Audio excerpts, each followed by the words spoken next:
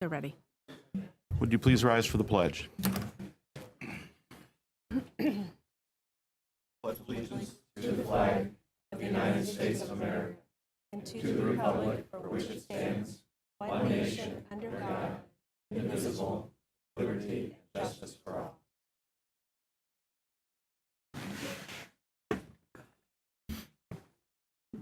Good evening, everyone, and welcome to this regularly scheduled meeting of Bowling Green City Council. Kay, would you please begin by calling the roll? Osbacher. Here. Gordon. Here. Jeffers. Here. McComber. Here. Roland. Here. Seeliger. Here. Zamfordino. The minutes from the meeting that was held on 2005, September 5th, 2017 were made available to council prior to this meeting. I do want to draw your attention to the fact that on your desk this evening there is a revised version of these minutes. Assuming that everyone has had a chance to review them, I would ask if there is a motion to approve the minutes, this being the revised copy that was presented to council this evening. So moved. Second. It's been moved and seconded. All those in favor say aye. Aye. Opposed, same sign. The motion passes. The minutes, the revised version of the minutes is approved. Kay, do we have correspondence this evening? The only thing I have this evening is that the financial budget summary reports for the month of July and August were distributed to you prior to the meeting. That's all I have. Thank you, Kay. I'm not aware that we have any special recognitions this evening, Mr. Mayor. So we move on to lobby visitation. At this point, we ask anyone who is in attendance that's interested to speak with council to do so. I am aware that Wendy Chambers, representing the Bowling Green Convention and Visitors Bureau, would like to address council this evening. So why don't we kick it off with Wendy if you're ready.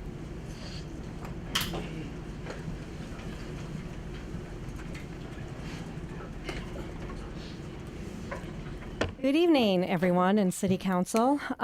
Wendy Chambers with the Convention and Visitors Bureau, here to thank the council tonight for your support and for your continued support. I would like to introduce some of my board members that are here tonight, and we have a pretty good turnout. I've got Erlene Kilpatrick here, Kristen Otley, Todd McGee, Banks Dishman, Ainsley Ratowski, Patrick Nelson. So we have a good turnout from the board of directors tonight. Todd McGee is going to come up and address council this evening. So Todd, if you want to come on up, and if anybody in support would like to come up as well.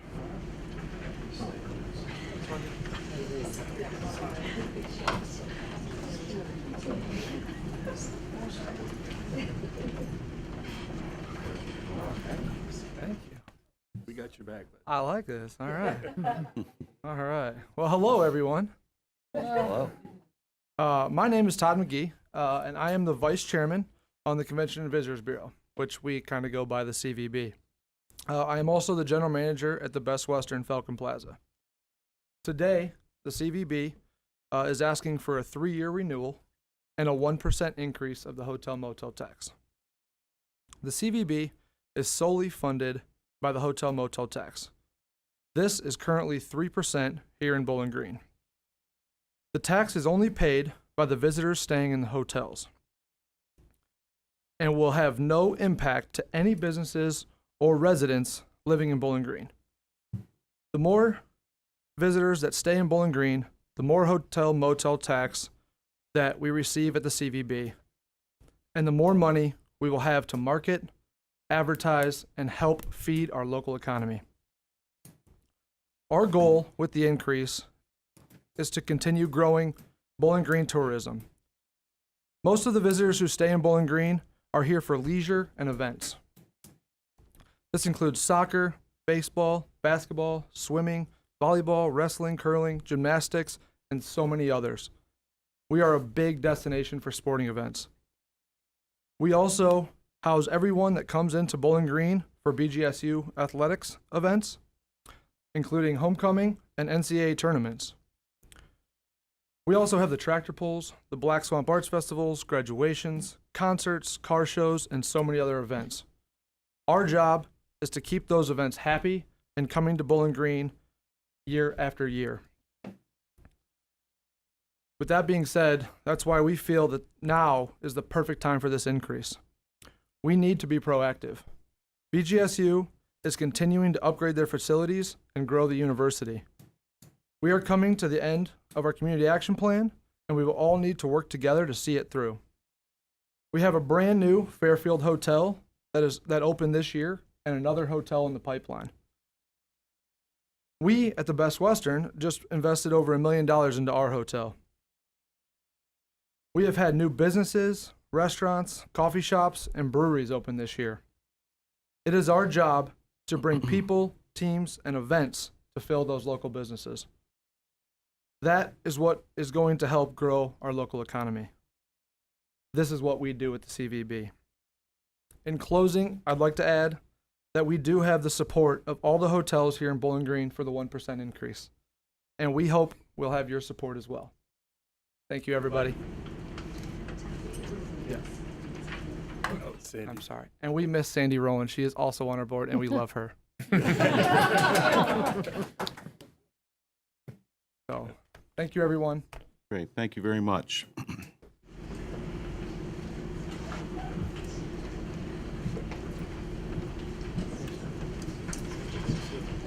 Just as a procedural note, your request will be considered by the administration and would then be introduced to City Council at a meeting date yet to be determined. So I will be discussing the details of the introduction of the legislation with Ms. Tretter, and we'll see about what track it might take. Thank you all very much. Thank you all very much, and especially Wendy, Sandy can Rowland. I ask you a question on this?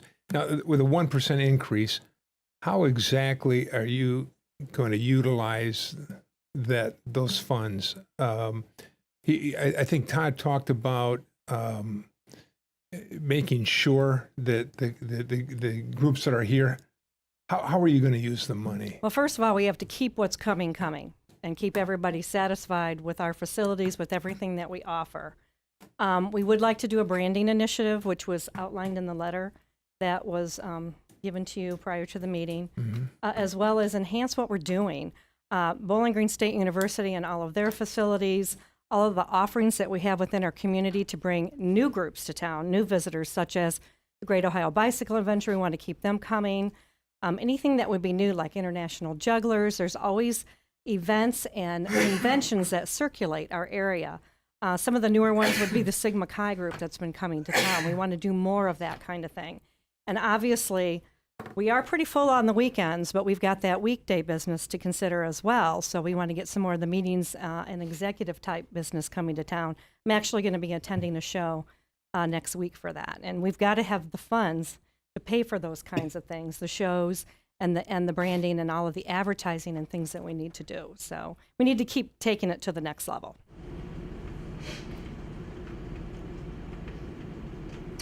Thank you. Okay. Thank you, Wendy. Anybody else? Thanks. Hey, do we have others that have signed up for lobby visitation? Yes, Lawrence Williams.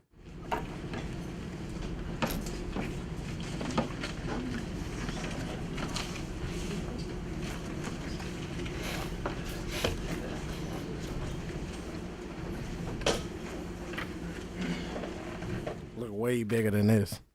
I'm new here. Just recently moved here. I'm Juice brother, trying to make a home out here for me and my family. So what bigger place to come than a council meeting? See if I could get some help somewhere, somehow. That's basically all I'm here for. Oh yeah, and to help out with his organization that he got going on out here. That's about it. Any questions? Nothing? Don't nobody care? What kind of help are you thinking about? Looking for apartments, housing, jobs. I'm currently working at the Reverend's. I just got a job, trying to get in and put my foot somewhere. Like, before we have to leave. We don't want to have to leave. Like, just trying to do anything we can just to stay out here. It's a nice town. Like, good people out here. Like, been through out here, just a lot of walking. So you see a lot of good people out here. So we like the place. Not trying to leave it. Good. So yeah, that's about it. Well, welcome to Bowling Green, Mr. Williams. We're Thank happy. you. We're happy that you're here. Thank you. Thank you. And we do appreciate Juice being here too. Yeah, I drug him out He didn't want to get out. Might as well do something today, you know what I'm saying? Thank you. Thank you very much.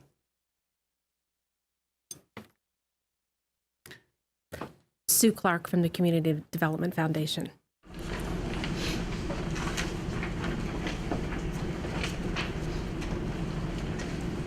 Hi, I'm Sue Clark, the director of the Bowling Green Community Development Foundation, and I do the economic development for the city.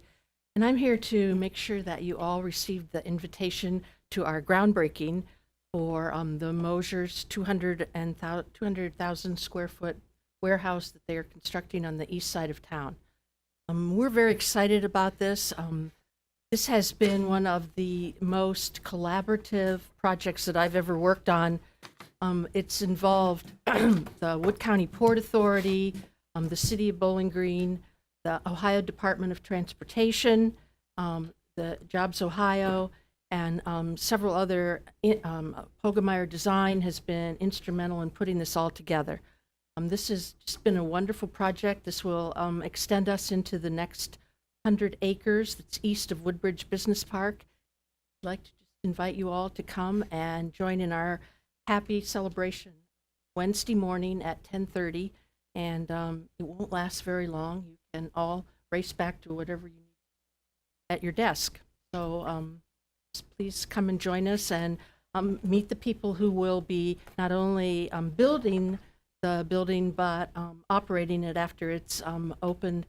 That's Ohio Logistics, a national company out of Findlay who does logistics for all over the country. Please come. Thank you. Thank you, Sue. Brad Holmes.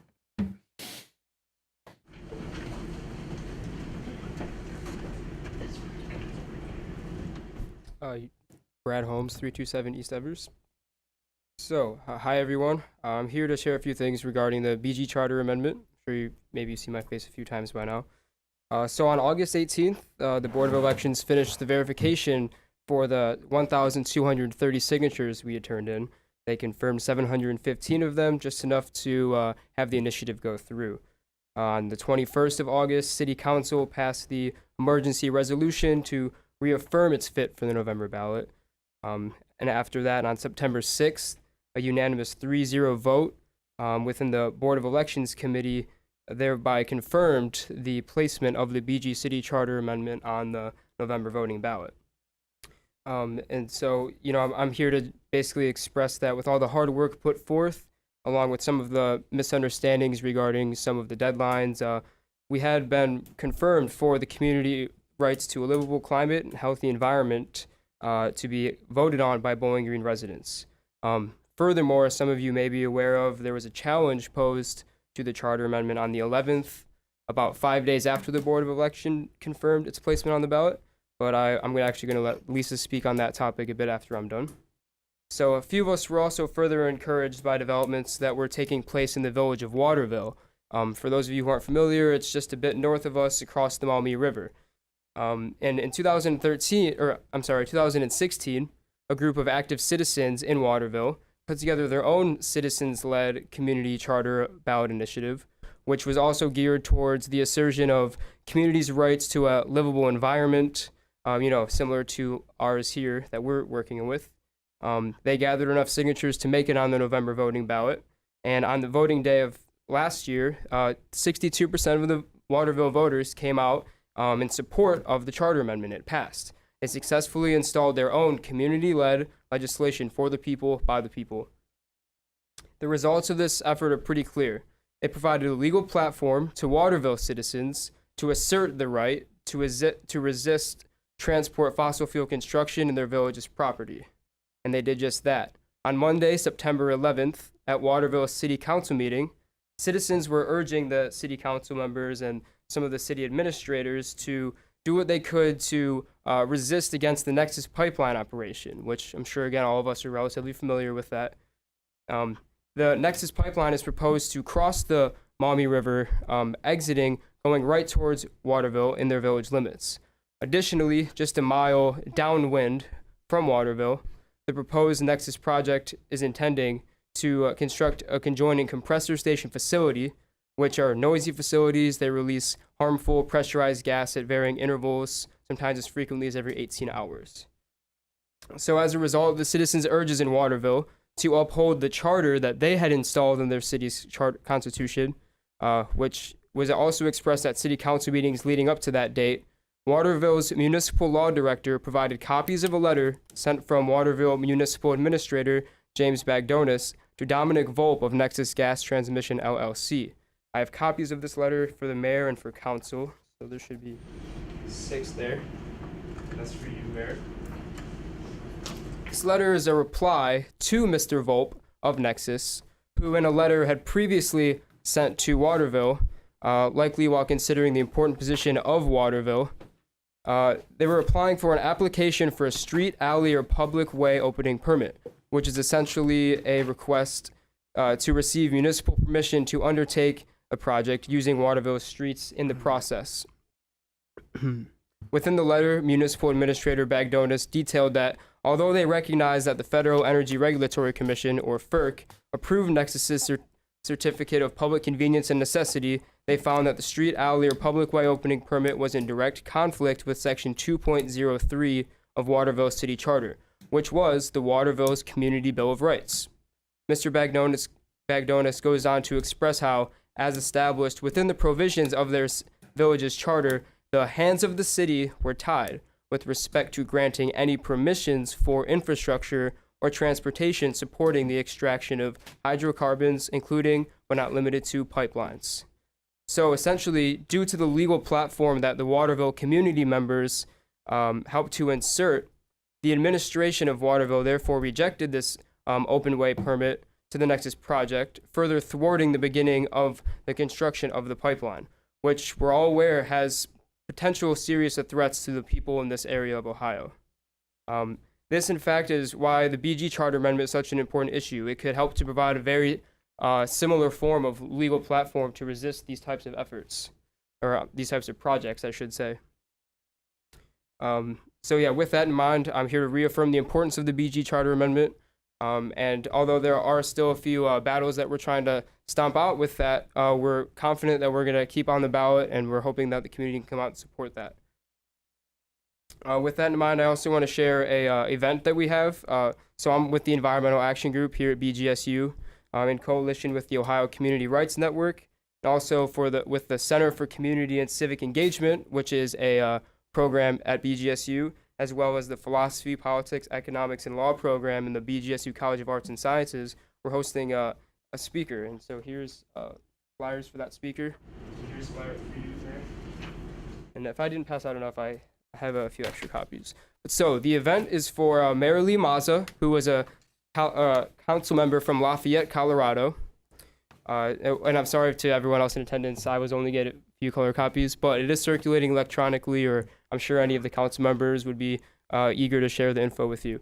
But she is a council member from Lafayette, Colorado, and Boulder County, who successfully proposed and passed Colorado's first Climate Bill of Rights, which establishes very similar rights that we're trying to establish, except this was a bit more geared towards fracking, but it's a similar fossil fuel related practice. And so with in mind that our city officials have taken different forms of action to try to uncover some concerns we have regarding Nexus, and in addition to the efforts that community members like myself have been making on a second front to try to uncover some of the concerns that we have, we feel like it could be a great opportunity for city council, for the mayor, any other city administrators, BGSU students, faculty, community members to come out and be informed and potentially inspired by the combination of those two forces, as she was a city council member in her own city proposing this very community bill of rights that we've been advocating for so long.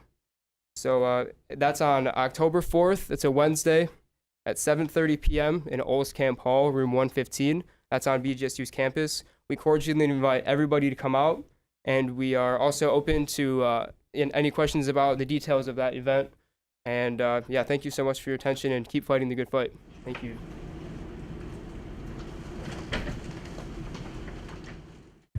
Thank you. Are there others? Lisa Koheiser.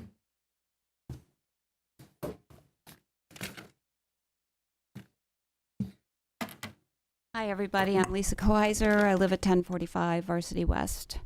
As Brad mentioned a little earlier, a challenge to the BG Charter Amendment was filed a week ago, last Monday, 5 days after the Board of Elections approved the Charter Amendment for the ballot.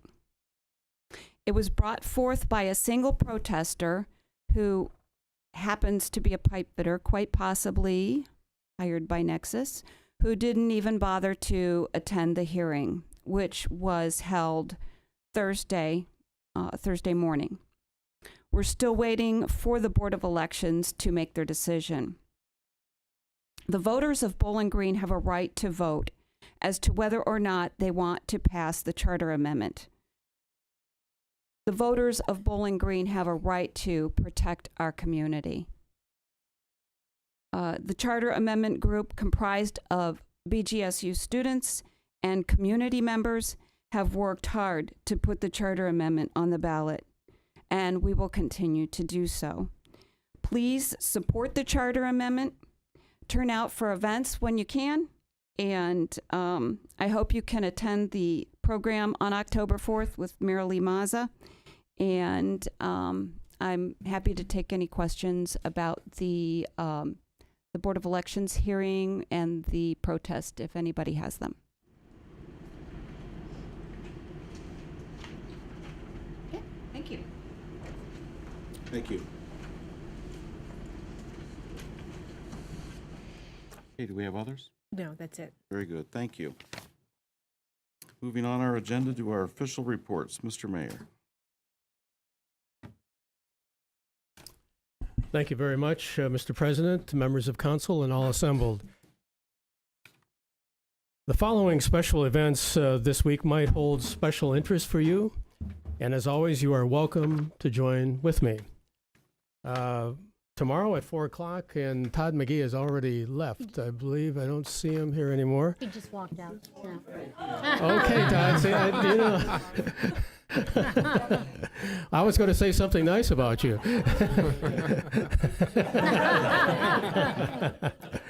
In any event, Todd, as some of you know, has been very active with our community revitalization plan and representing business interests on the east side. We appreciate your service. But tomorrow at 4 o'clock, we're going to have a special event at your establishment there, that ribbon cutting, and it's your newly refurbished, and you've made reference to the amount of capital that you have put in there, and recently renovated and refurbished to Best Western. So we look forward to joining with you tomorrow, and thank you for your leadership and for working hard on this community revitalization program. So, okay, now you may leave if you wish. If you want to do that to us.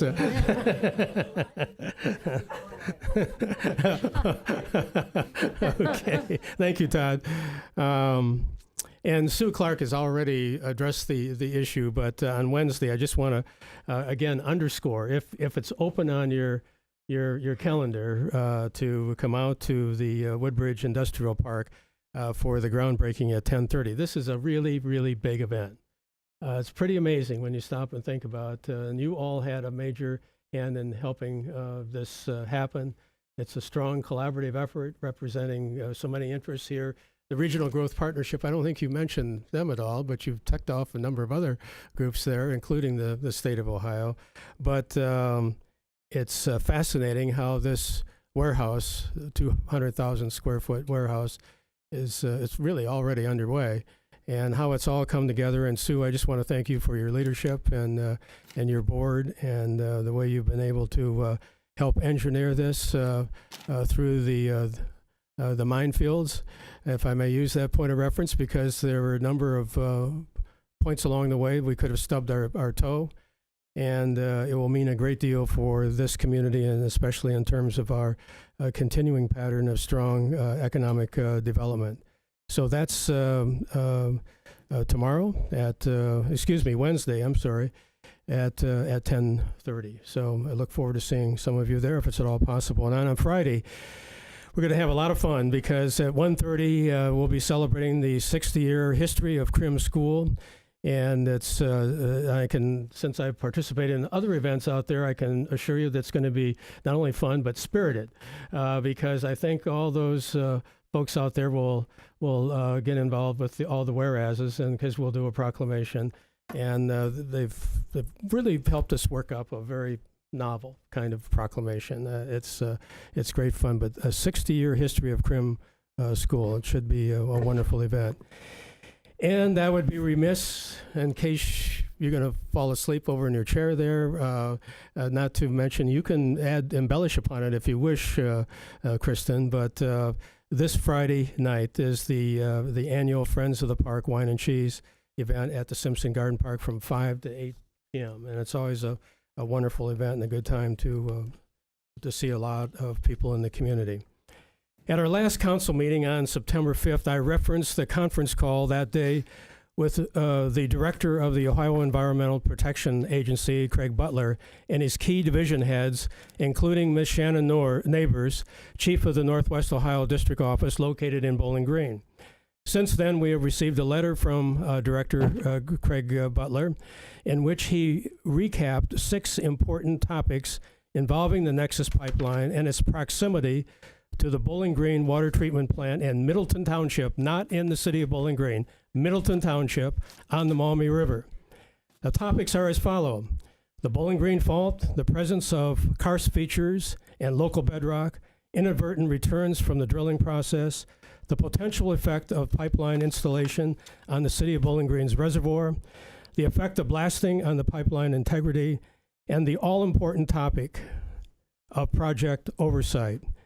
In a letter today, I have written to Director Butler, acknowledging receipt of his much appreciated discussion summary, and among other points of reference, I stated the following. And you have my letter and his letter to me before you, I believe, and I think that's been shared with the media as well, and Joe Fawcett has some additional copies here. But I just want to, in my letter to him, which I wrote last evening, I said against the, along with a number of other points there, but I just want to hit this concluding point, against the backdrop of the recent Rover pipeline mishaps in southeastern Ohio, we take comfort in knowing that you and the members of the Ohio EPA staff with personnel from FERC will aggressively, and they use that word several times, aggressively monitor and provide oversight of the project to ensure strict compliance with Ohio's environmental regulations. We also appreciate the fact that you have requested that Nexus share its contingency and inadvertent returns response plans with the city's Director of Public Utilities, Brian O'Connell. And we've spent a lot of time on this whole issue and trying against, as I emphasize, the backdrop of some of the most unfortunate situations in southeastern Ohio, especially dealing with the Tuscarawas River, that some of you certainly are well familiar in the millions of dollars in fines and so forth. So we've had an excellent exchange with them, and I appreciate Director Butler and his time and effort, his senior division heads, scientists, geologists, and water hydrologists, and so they put a lot of time and effort in this. And the one thing that I think as you go through there, they attempted to address all of the major concerns that have been highlighted in one fashion or another. And Andrew Kerr, Dr. Kerr from the BGSU Political Science Department, I'll be meeting with Andrew tomorrow, and has certainly put a lot of time and effort in this. He's done a highly commendable job in terms of referencing some of the concerns and highlighting them. And so I appreciate his good work and the good work of Dr. Charles Onash from the BGSU Geology faculty and other scientists, people with strong technical background that have put a lot of time and effort into this whole process here. So with that, Mr. President, members of council, that concludes my report, unless you might have some questions for me. Are there questions for Mayor Edwards? Thank you all very much. Thank you. Mayor, I would like to thank you for sharing the response that you received from Director Butler. I'm sure that all of us will study this closely and focus on what we're hearing from the Ohio EPA. I did want to mention that having had the opportunity to sit in on the council or the conference call that morning, that I think that you really have in your letter to response to Mr. Butler, you really have picked up on what I thought was the really one of the very most important aspects of the discussion that morning, and that was project oversight. And specifically, you mentioned Director Butler's response to questions related specifically to the environmental episodes that occurred during the installation of the Rover pipeline. And I guess I just wanted to take just a moment to emphasize the fact that this really was a specific line of questioning during the course of the meeting that day. And I thought that I personally was impressed with the level of detail that Director Butler spoke as to lessons learned and how they're improving their process for monitoring pipeline installations, not only Nexus, but all pipeline projects that may occur in the state of Ohio. So I just think that, that's been a topic of great concern for all of us as we've anticipated that the project may proceed despite our concerns. I do feel comforted by the fact that, in that conversation, there seemed to be a real recognition that there was a need to tighten up the process. So I just wanted to emphasize that for the benefit of other council members, because I did think that was a key part of that conversation. Thank you very much, Mr. President. If I may, unless there's some more questions on that topic, it occurs to me, and I'm remiss in not thanking those of you who participated in the immigration event on Thursday night at the Wood County District Public Library. I thought that was, I didn't know what to expect, quite frankly. I wasn't sure about the level of interest and how many people might attend, but the fact that it was, we can say, jam-packed right to the brim, reflected a great deal of concern on the part of our community. And those individuals that are caught in this vicious trap circle and so forth on the immigration front. I think we have 6 students at the university that are caught up in this web. And but I appreciated the fact that a number of you took leadership roles in it and helped very much. It spoke well of our community. Thank you very much. Thank you, Mr. Mayor. Municipal Administrator, Ms. Treader. Are there questions for Lori? Thank you. Planning Director, Ms. Saylor.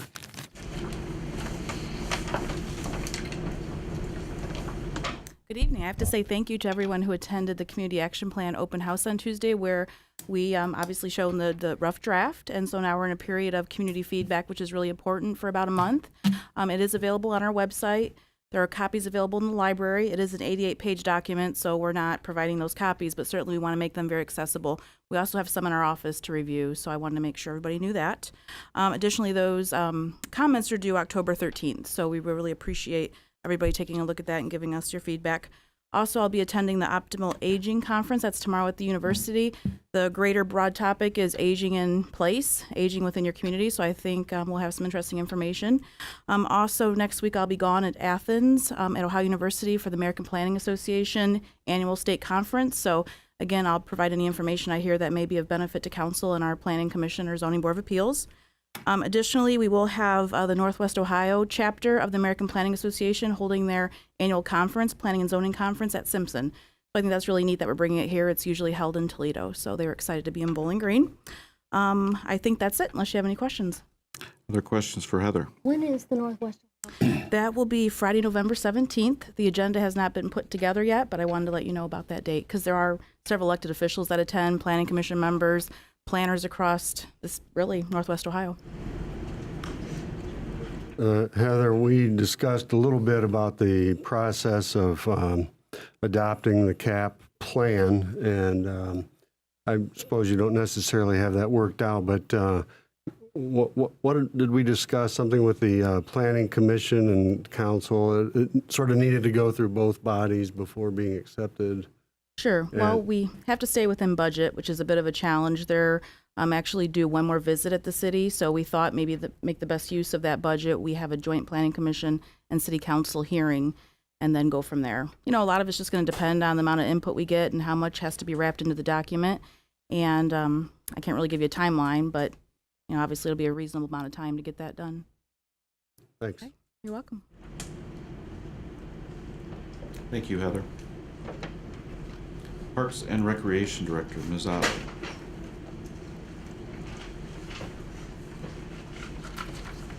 Good evening. I will be brief, but as the mayor already alluded to, I will absolutely expand on the 22nd annual Wine and Cheese event put on by our fantastic Bowling Green Parks and Recreation Foundation. It is this Friday evening from 5 to 8 at Simpson Garden Park. Do not fear, if you have not gotten a ticket yet, you can get one all week. You can get one at the door. Just a couple new things this year. If you haven't heard, I'm personally kind of excited about this. Bowling Green Beer Works is brewing a special beer for us that will be unveiled at the event. And it's Parks and Rec Red. So I know the title is Wine and Cheese. Just to clarify, there's more than just wine and there's more than just cheese. So beer, wine, soft drinks, water, and all kinds of food made by a lot of people in this community, as well as restaurants that are donating and supporting us. Lots of sponsors.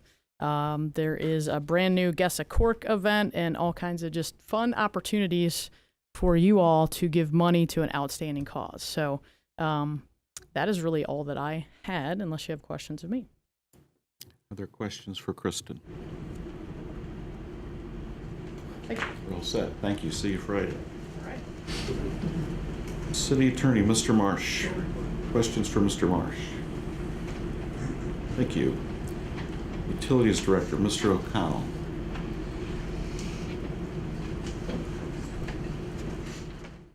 Just a quick update on the 3 linemen that went to Florida to help with mutual aid for the electric repairs down in that state. They went down Sunday. They've been there for this past week, and I believe they'll be heading back on Tuesday or Wednesday of this week. Several other AMP member communities sent crews down as well, and we were down there helping other public power agencies in Florida. The first place they went was Tallahassee, Florida. They spent a couple days there. It wasn't quite as bad as more to the eastern side of Florida or the peninsula side. So then the last part of their several days, they've been in Ocala, Florida, and I guess they were hit pretty hard and saw a lot of downed power poles and power lines. So they've been there since for the majority of their time was in Ocala, but again, we expect them back, or at least start heading back on Tuesday or Wednesday of this week and getting back to Bowling Green. So the other crews from the other cities also are coming back at the same time, and we don't expect to send anybody else down after that. So that's all we have. Do you know how close Florida is to 100% restoration of power? I have no idea. Sorry. I know that areas they worked in, we did get some thank you messages back from people that came out. I think Joe got a few from residents that came out and saw the city of Bowling Green and Bryan, Ohio, and Coldwater, Michigan, and Edgerton and Napoleon trucks working in their front yards and getting the power restored, getting it back on. And I know those people were very appreciative of us being down there to help them out. Good thing.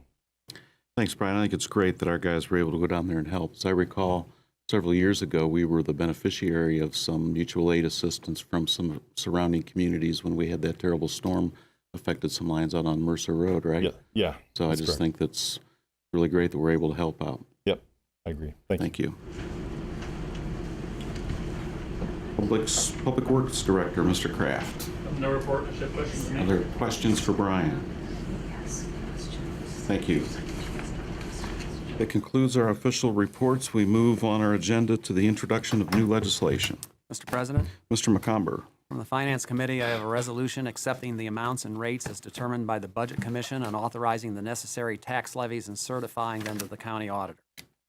I have an ordinance providing supplemental appropriations for the current expenses and other expenditures of the City of Bowling Green, Ohio during the fiscal year beginning January 1, 2017 and ending December 31, 2017. And I have an ordinance amending and adopting changes to sections of the codified ordinances of the City of Bowling Green, Ohio regarding city fees and fees charged for services. Thank you, Bob.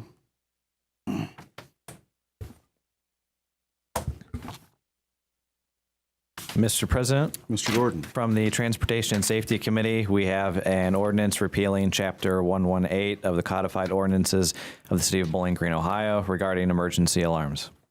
Thank you, Daniel.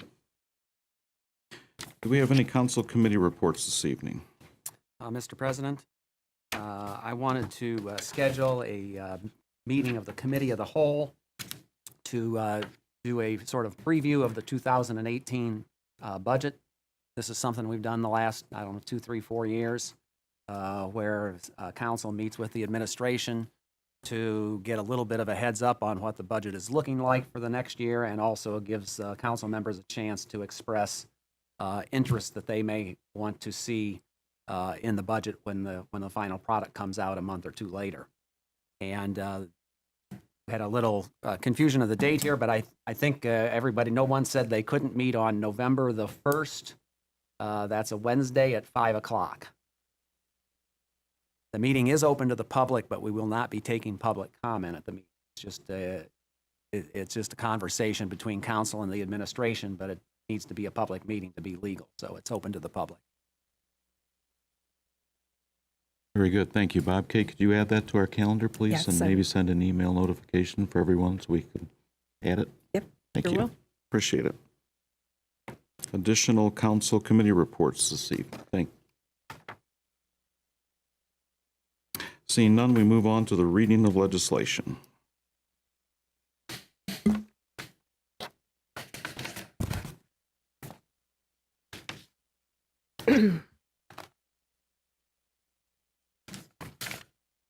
Legislation for first reading. Resolution number 3679 for first reading.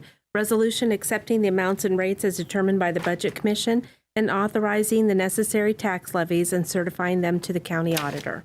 Mr. President, Mr. McComber. I move to suspend the rules and give Resolution 3679 its second and third readings. Second. It's been moved and seconded. Kay, would you please call the roll? Gordon? Yes. Jeffers? Yes. McComber? Yes. Roland? Yes. Seeliger? Yes. Osbacher? Yes. The motion passes. The rules are suspended for Resolution 3679. Resolution number 3679 for second and third reading. Resolution accepting the amounts and rates as determined by the Budget Commission and authorizing the necessary tax levies and certifying them to the county auditor. Mr. President, Mr. McComber. I move to adopt Resolution 3679. Second. It's been moved and seconded. Is there any discussion? Kay, would you please call the roll? Jeffers? Yes. McComber? Yes. Roland? Yes. Seeliger? Yes. Osbacher? Yes. Gordon? Yes. The motion passes. Resolution 3679 is adopted. Ordinance number 8629 for first reading. Ordinance providing supplemental appropriations for the current expenses and other expenditures of the City of Bowling Green, Ohio during the fiscal year beginning January 1, 2017 and ending December 31, 2017. Mr. President, Mr. McComber. I move to suspend the rules and give Ordinance 8629 its second and third readings. Second. It's been moved and seconded. Kay, would you please call the roll? McComber? Yes. Roland? Yes. Seeliger? Yes. Osbacher? Yes. Gordon? Yes. Jeffers? Yes. The motion passes. The rules are suspended for Ordinance 8629. Ordinance number 8629 for second and third reading. Ordinance providing supplemental appropriations for the current expenses and other expenditures of the City of Bowling Green, Ohio during the fiscal year beginning January 1, 2017 and ending December 31, 2017. Mr. President, Mr. McComber. I move to adopt Ordinance 8629. Second. It's been moved and seconded. Is there any discussion? Kay, would you please call the roll? Roland? Yes. Seeliger? Yes. Osbacher? Yes. Gordon? Yes. Jeffers? Yes. McComber? Yes. The motion passes. Ordinance 8629 is adopted. Ordinance number 8630 for first reading. Ordinance amending and adopting changes to sections of the codified ordinances of the City of Bowling Green, Ohio regarding city fees and fees charged for services. Ordinance number 8631 for first reading. Ordinance of repealing Chapter 118 of the codified ordinances of the City of Bowling Green, Ohio regarding emergency alarms. Legislation for second reading. Resolution number 3679 for second reading. Resolution amending and adopting changes to the procurement manual for the Housing Revolving Loan Fund and Community Development Block Grant Fund. Ordinance number 8623 for second reading. Ordinance establishing a video service provider fee to be paid by any video service provider offering video service in the city and authorizing the municipal administrator to give notice to the video service provider of the video service provider fee. Ordinance number 8624 for second reading. Ordinance Excuse me, Kay, back up Yeah, for a minute. If I'm not mistaken, we have to have a motion to amend by substitution ordinance 8622. Is that correct? Did I miss You one? missed one. Yeah, I thought 862. so. I did because I had it out of order. Yep. Okay. Sorry No, about she that. said 23. I thought she skipped 22. Yeah. Do you want to do that one next? Yes, please. 8622? Yes, please. Okay. So ordinance number 8622 for second reading. Ordinance amending and adopting section 33.23A and C of the codified ordinance of the city of Bowling Green, Ohio regarding medical and dental insurance. Thank you. President, Mr. McComber. I move to amend ordinance 8622 by substitution by adding the words "at or above" to be added to the references to employee base salary so that the categories read below $40,000 and at or above $40,000. Second. It's moved and seconded. Is there any discussion? Kay, would you please call the roll? Seeliger, Yes. Osbacher, Yes. Gordon, Yes. Jeffers, Yes. McComber, Yes. Roland. Yes. That's it. Motion passes. Ordinance 8622 is amended by substitution. Now, ordinance number 8624 for Thank you. second reading. Thank you. Ordinance accepting a utility easement from CTE Limited, Principal Business Enterprises. Ordinance number 8625 for second reading. Ordinance authorizing the Utilities Director to enter into a contract or contracts with Paul Corporation for the purchase of microfiltration modules without advertising, and to advertise for bids and enter into a contract or contracts for the installation of microfiltration modules at the water treatment plant.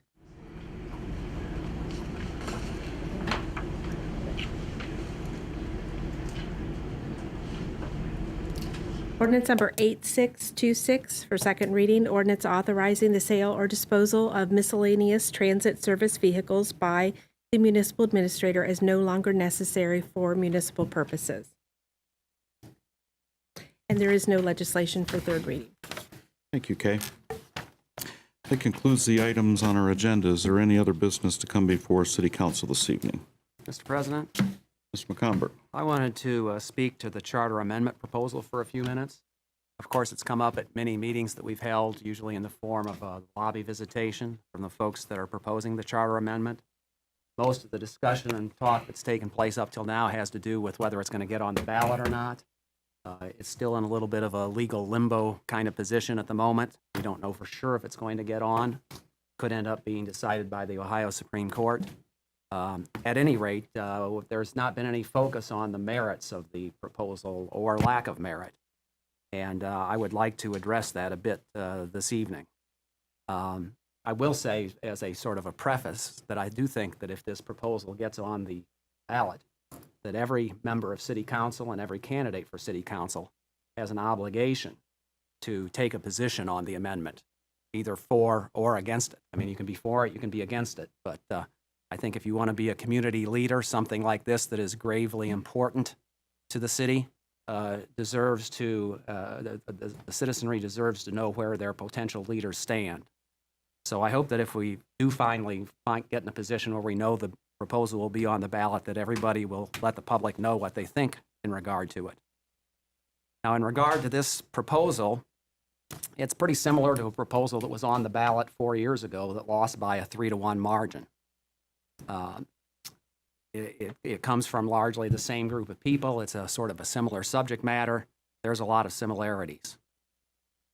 Now, Ms. Koheiser's group is, I would call it a special interest group. I think clearly it is. That's not necessarily a bad thing. There's lots of special interest groups out there. I support some special interest groups. I believe, maybe believe in their cause, what they want to do. It could be that the special interest groups that I tend to support are not the same ones that Sandy might support, or Bruce. You know, we all have different interests. But the issue to my mind is that the proposal here is to introduce legislation backing the cause of one special interest group into our city charter, which currently contains no special interest language whatsoever. Our city charter is currently in what I would call a pristine state. It has to do with things like when elections will be held, what various offices or officials we have in the city, what their authority is, some boards and commissions that are established. But the mechanics of city government is the total focus of the city charter at this point in time. I think it would be a mistake to start down the road of inserting special interest legislation into the city charter. Once that Pandora's box gets open, you can bet that there'll be other groups that will suddenly decide that they want their cause represented in the city charter as well. And eventually you can end up with a document that maybe resembles the Ohio State Constitution, which is a complete mess and an embarrassment to every citizen of Ohio at this point in time. The Ohio State Constitution, I was reading some stuff about it today, an article that's a few years old, but when the Constitution was first drafted, it had about 6,000 words in it. Now it's got over 53,000 words, and that was as of a few years ago. I think an up-to-date number would be even greater than that. As one special interest group or another has tried to get on the ballot and get their cause inserted into the state constitution, mostly in the last 20 years. And the result has been that the Constitution has grown at an exponential rate and gotten to a point where even the Chief Justice of the Ohio Supreme Court called it a mess. If Ms. Koheiser's group had proposed legislation and wanted council to adopt an ordinance, I think that would be perfectly fair game. They could lobby us for that. They get 4 votes out of city council, they could get something passed. But I think going the city charter route is a mistake for the city and would be a detriment to the governance of the city in the future. I can't help but think a little bit in comparing this proposal to what happened with the anti-discrimination ordinances back in 2009, 2010. Jane Rosser's group wanted to pass something in regards to promoting equality for the LGBT group of people. Ms. Rosser's group, they had a cause, just like Ms. Koheiser's group does. And they came up with specific legislation that they wanted city council to pass. They didn't try to amend the city charter. They proposed city ordinances. Now, I wasn't really involved in the inner circle here, but I've heard since then that they even had some members of council guaranteeing their support of the legislation before a lot of us even knew that the legislation was going to be proposed. It was a smart thing to do. They got some support for city council in the very formative stages, and eventually the legislation was proposed, came before council, passed on a 6-1 vote, as I recall, and then when it went before the public voters a year later in 2010, it passed again by a fairly narrow margin. But I thought that approach was so much more appropriate than what is being done in regards to this language. And I think that was a large reason that they were successful with that particular proposal. There is some language in the proposal that I find highly objectionable. I'm not going to get into that tonight. If we do find out for sure that the proposal will be on the ballot, probably at our second meeting in October, I will address the particular points in the proposal that I find most objectionable. But I would say, I just want to, two things. Say that I think that regardless of the merits of the cause that Ms. Koheiser represents, it's just inappropriate to insert that cause into the city charter. Secondly, I would also say, I'll finish on this note, that I think it is highly unlikely, virtually impossible, that doing something to the city charter will trump federal law in regards to this Nexus pipeline. If the purpose of this legislation is to stop the Nexus pipeline, this is not going to make one iota of difference. Federal law grants almost unlimited authority to FERC. Some people look at that as a sad state of affairs, and maybe it is. in a way, I feel a bit sorry for Ms. Koheiser's group because federal law is heavily weighted against them. It's an uphill battle. You know, normally I think if you were facing that situation, you'd try to get the law changed. Well, Congress doesn't seem to have any interest in changing the law. If Plan A doesn't work, Plan B might try to be to elect different people to Congress. That doesn't really seem to be happening either.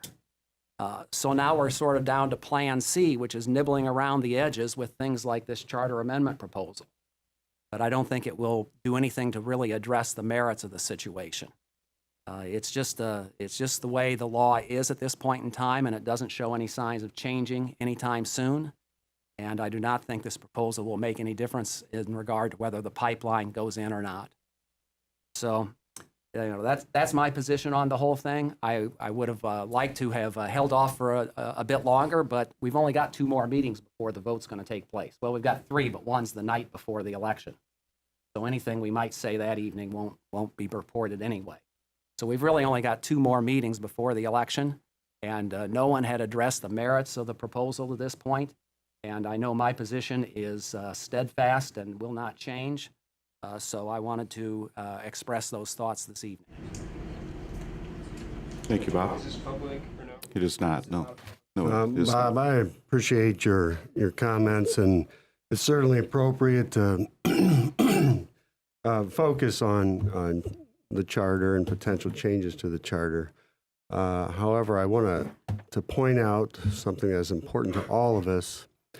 By raising environmental concerns and bringing your concerns to City Council, it led us to the action where we refused to grant an easement to Nexus, and that sort of gave us some time to think it through a little more.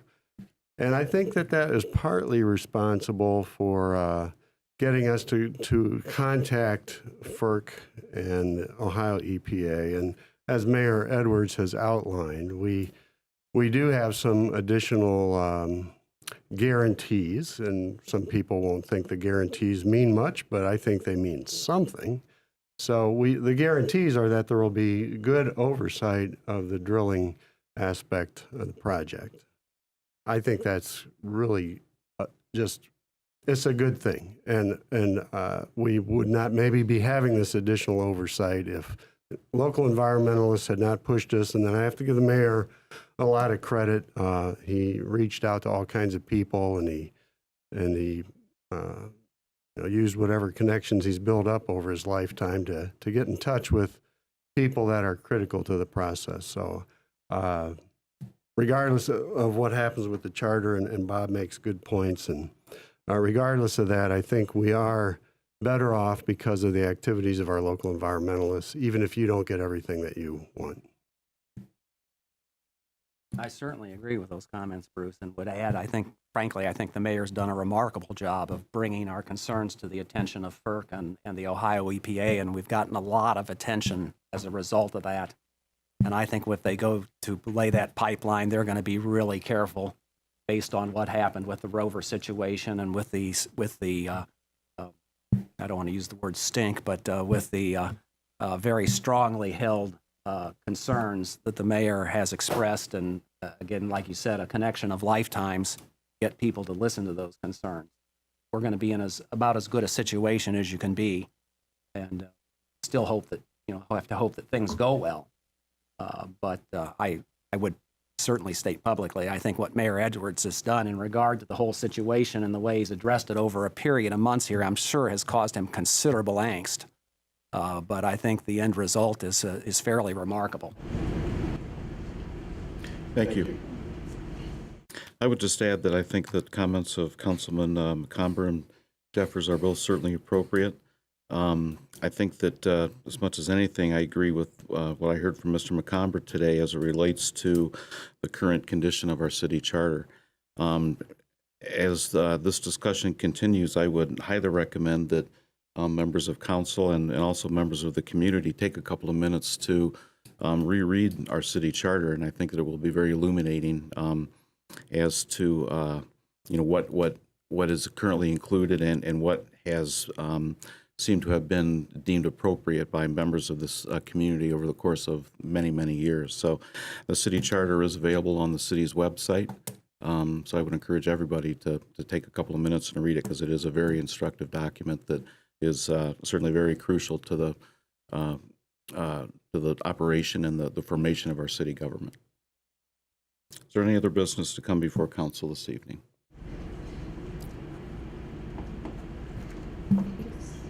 Is there a motion to excuse Mr. Zanfordino? I move that we excuse Mr. Zanfordino. Second. It's moved and seconded. Is there any discussion? All those in favor say aye. Aye. Opposed, same sign. The motion passes. Mr. Zanfordino is excused. Is there a motion to adjourn? So moved. Second. Moved and seconded. All those in favor say aye. Aye. Opposed, same sign. The motion passes. We are adjourned. Thank you, everyone.